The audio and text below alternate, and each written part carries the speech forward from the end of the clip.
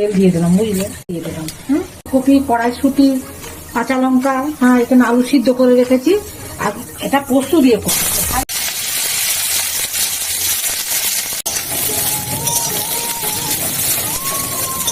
আলু, এই আলুগুলো দিয়ে দিচ্ছি।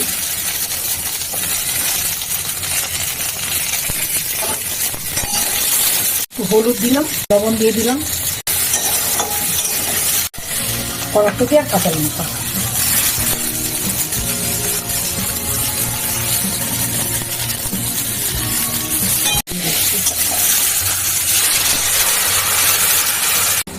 পোস্তটা দিয়ে দেবো।